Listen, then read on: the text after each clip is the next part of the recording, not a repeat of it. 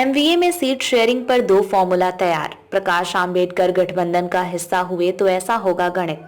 महाराष्ट्र में महाविकास अघाड़ी के अंदर सीट शेयरिंग पर सहमति बन गई है।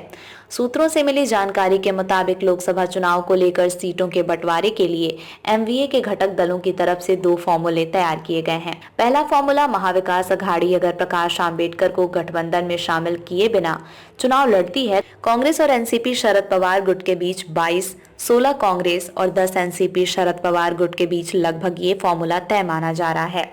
दूसरा फॉर्मूला, अगर प्रकाश आंबेडकर महाविकास अघाड़ी के साथ मिलकर चुनाव लड़ते हैं तो चारों पार्टियों के बीच में सीटों के बंटवारे का गणित कुछ इस तरह से हो सकता है। 20 शिवसेना, 15 कांग्रेस, 9 एनसीपी शरद पवार और वंचित बहुजन अघाड़ी को 4 सीट।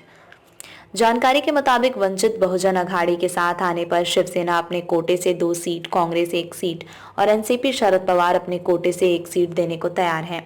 महाविकास अघाड़ी की नजरें वीवीए पर टिकी हुई हैं। राजू शेट्टी को एमवीए हातक नागले लोकसभा सीट पर बाहर से समर्थन देगी।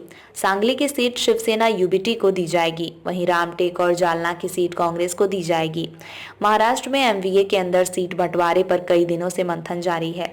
इसे लेकर बैठक पर बैठक हो रही है, लेकिन सीट शेयरिंग पर बात नहीं बन रही है।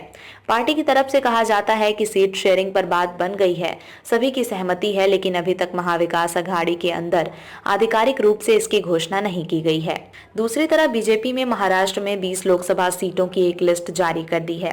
महायुति में भी अभी अजित गुट की एनसीपी और एकनाथ शिंदे के शिवसेना की तरफ से कोई लिस्ट जारी नहीं की गई है। एनडीए में सीट बंटवारे पर पेंच फंसा हुआ है।